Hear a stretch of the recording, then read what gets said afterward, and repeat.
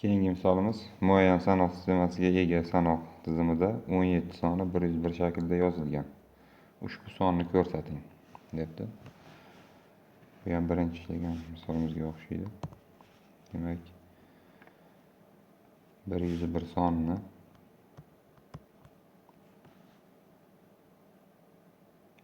x deb olamiz.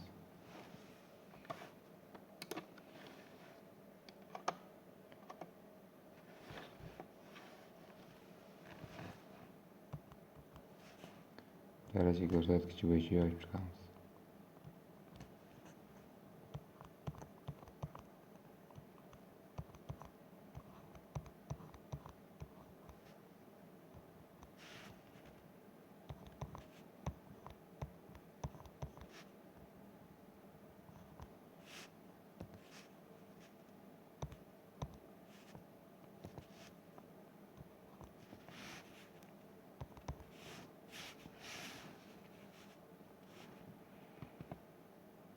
Demak, bu 0 bo'ladi. Bu yerda qoladi x kvadrat plus 1. Endi shuni 17 ga tenglashtirib olamiz.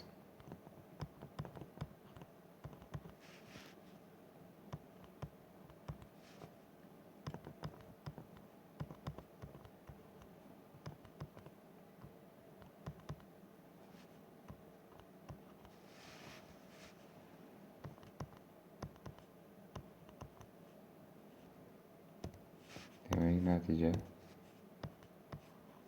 4 ekan. Ajoyib.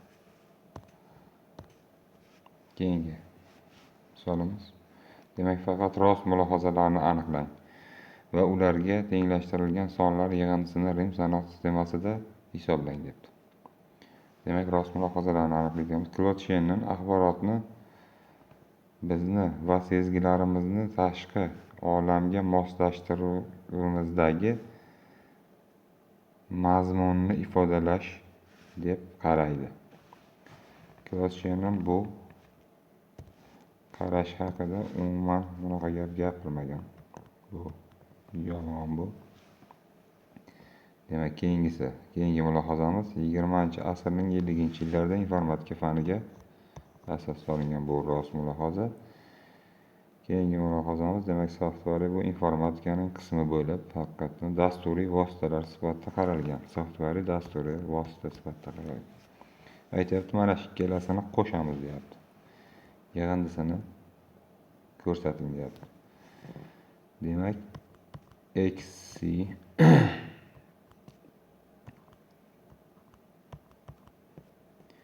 bu nimaga teng bo'ladi? Demak, mana bu 100 bu 100 dan 10 ni ayirsak 90 bo'ladi. Bu 7 bu. 97 ga teng. Demak, bu pastda mana bunimiz 4 ga teng. Qo'shamiz. 100 1 ekan.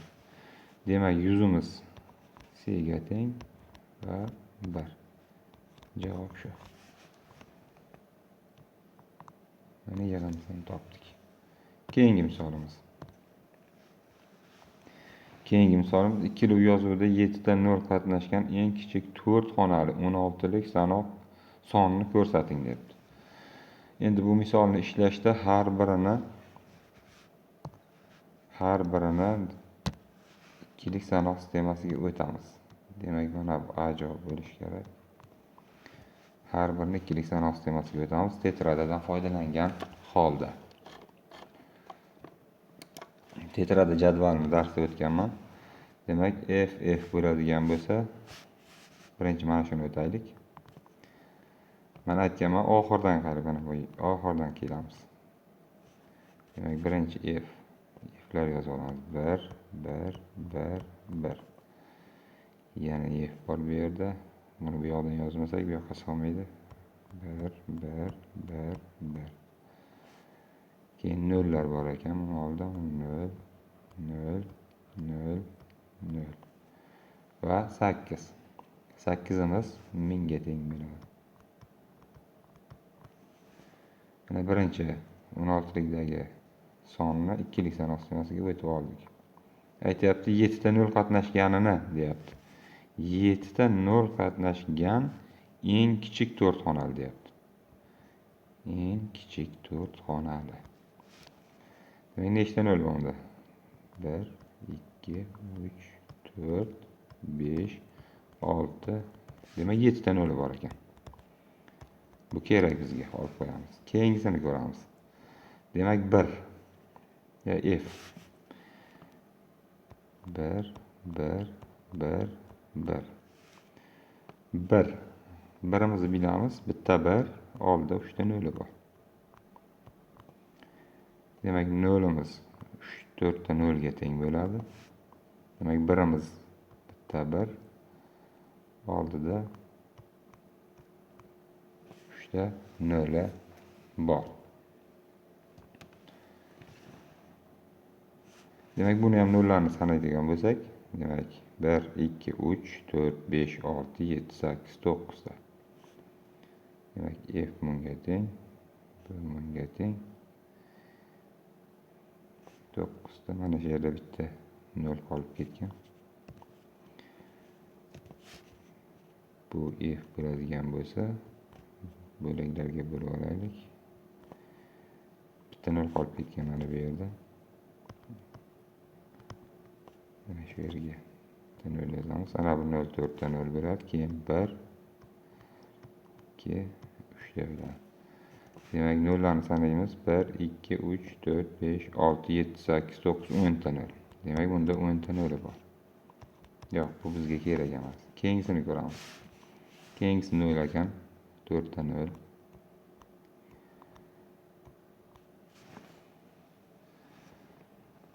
4 ta 0 va 8 1000 ga teng. 1 f 1 2 3 4. Yana bitta f bor. 3 4. Demak, bu 0'larni sonini sanadigan bo'lsak, bu ham 7 ta. Demak, bu ham kerak bizga. Buni ham olamiz. Keyingi D javobini ko'ramiz. Demak, 3 bo'ladigan bo'lsa, 3 11 0 0. Keyingisi 0 ekan, 4 ta 0 qo'yamiz. Keyingisi e ekan, e bizda 14 ga teng bo'ladi. 10lik sanasi demasa, demak 3 ta 1 0 ga teng. 3 ta 1 0 ga teng. Keyingisi 1. Demak, 1 3 ta 0 qo'yamiz. 1 2 3 0'larni sanab chiqamiz. 3 ta, demak 6 ta, bu ham 10 ta ekan. Bu ham kerak emas bizga. Endi bu yerda aytyapti, eng kichigini topishimiz kerak ekan. Bizga kerak eng kichigi.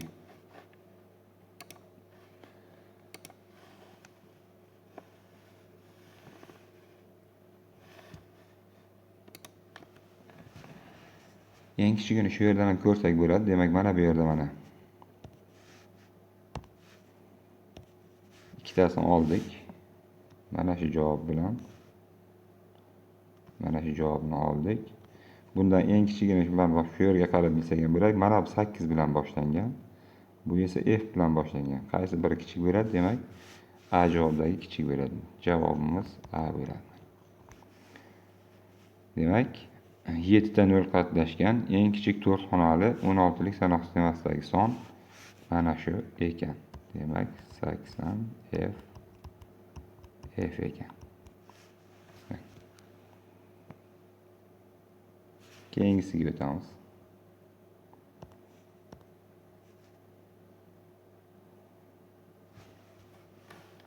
Xo'sh.